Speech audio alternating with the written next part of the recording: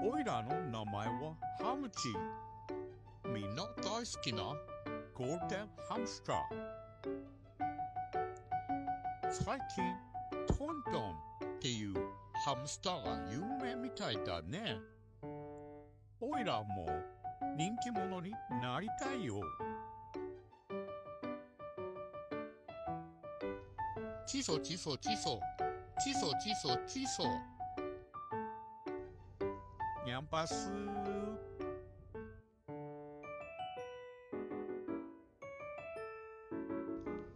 ご主人様は今日からハムスター買いましたみたいな動画撮ろうとしてるけど、おいら1年前の姿なんだよ。